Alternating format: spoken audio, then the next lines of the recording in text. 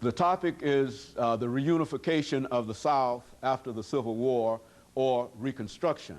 And of course, we're talking to the professor of history at Fisk University, Dr. Revis Mitchell. And of course, Dr. Mitchell, we promised that during this second segment we would allow you to talk about African American political participation during this period and how Africans became involved in the whole political process and the influence of their involvement during the time. Well, the beginning is the 13th Amendment, which frees the slaves. And one of the sort of misnomers of history, Lincoln issued a proclamation of emancipation, but it really freed no slaves. The proclamation was aimed at those southern states. It was a more war measure. It said if they didn't cease fighting, their slaves would be free. But none of the South coalesced to his demands. So slavery continued to the end of the war. It was an act of Congress, the 13th Amendment, which freed the slaves. Again, it's the radical Republicans. And as wonderful an act as freeing the slaves was, it was also a way of saying to the South that these people who you've held, these people who much of your economy is based upon, and slavery was an economic activity, are now free. The 14th Amendment will make them citizens of the United States. And then amendments follow, the 15th and whatever, and they're given the vote. Again, as wonderful as the act was, as marvelous as it was, it's also a continuation of that struggle between the North and the South. Suddenly, this Congress, still seen as Northern because the Southern states have been reconstructed, goes in and provides the vote. It puts together a whole new electorate in the South, a large population, which for a brief period of time, the late 1860s, will control the Southern vote. So once you have Reconstruction and blacks are allowed to vote, the Dunning School of Historians, we even they describes it as black Reconstruction. Very good. The blackness is the fact that some few blacks hold office, never a majority. One interesting political point, though, once black people have the vote, once those former slaves and many of those free blacks who were never slaves have the vote, they aren't terribly punitive. We don't find during black Reconstruction blacks demanding any punishment of the South. The federal Congress would disenfranchise those Confederate leaders who were wealthy, those who were leaders in the Southern governments. They would be imprisoned. But it wasn't acts of black legislatures. It would, in fact, throughout the South, during black Reconstruction, you really find a time when black members of state legislatures, black members of city councils and all, will reestablish and rebuild the South. In Tennessee, for example, the Tennessee legislature, once blacks are a member of it, Samuel McElwee will propose public education. You had never had public education in the South prior to the Civil War. It's during black Reconstruction. Public education for all groups in the South. Certainly this meant for the former slaves a chance, the greatest chance for education. When blacks vote at national elections, they will send 2 senators. And it was only during this political time that we will have 2 black members of the Senate, Hiram Revels and Blanche Kelso Bruce, out of Mississippi. And again, they put forth very progressive legislation. It's under Kelso Bruce that we see the establishment of public education and public colleges in Mississippi. The University of Mississippi is strengthened, but there's also the creation of Alcorn, AMN. There's also the creation of colleges for African Americans. We see schools and hospitals. So during this period, even though there's chaos, we find valuable assistance by African Americans to the American dream. The question is, though, still at the national level. Many in the South are upset, they are chagrined. There's still this struggle.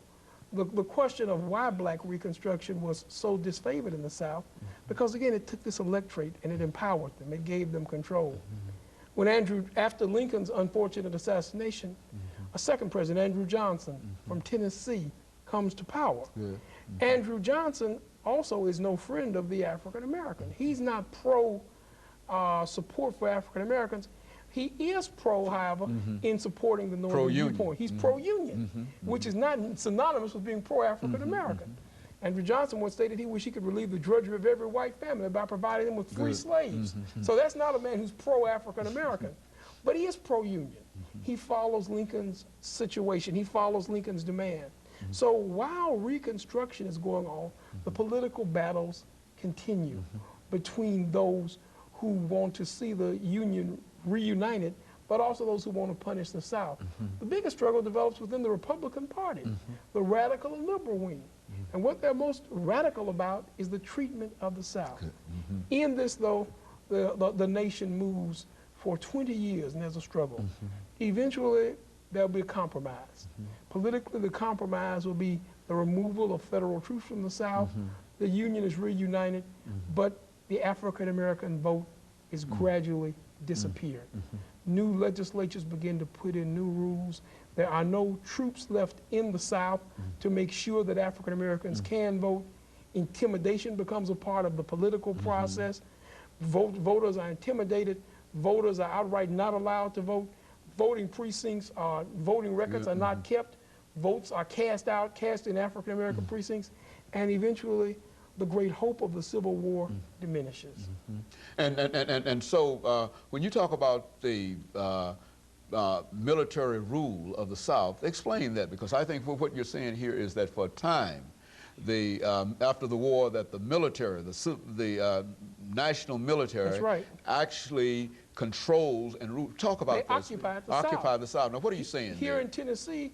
The general in charge was Clinton B. Fisk. Consequently, when a school is opened, it's named after the general. But they occupy the South. They treat it as conquered territory. Southerners are treated as those who were defeated in war. The great irony is that the two national leaders, Lincoln and Johnson, didn't want to alienate Southern voters. They hoped for reunion, but you couldn't have that. So the main point that Southern leaders want in this period of Reconstruction, the first most visible sign of reunion they want is the removal of federal troops. But once those troops are removed, who is going to protect the former slaves? Now, did these troops actually protect the slaves while they were there? I mean, what was the relationship between They protected the federal government's interest. Many of them oversaw the construction of railroads. Consequently, here in Nashville, you have a Union station built by the Union Army. One of the desires of the Army was to facilitate the railroads so the South could be brought back into business and businesses. And there was a great amount of money in rebuilding the South. Important northern companies make that money. And actually, some scholars point out that the African Americans compromised by the rebuilding of the South. The North and the South come together again on economic interest. And so this was really a critical period. Now, we often talk about critical periods in American history, but this was really a critical period that finally introduced the African American into the politics of the South. And the period after Reconstruction is constantly referred to as the development of the New South. We need to look at what's really so new about this South. Okay, very good. And of course, let us take this second commercial break, Dr. Mitchell, and we'll be back with our audience following this very, very short commercial break.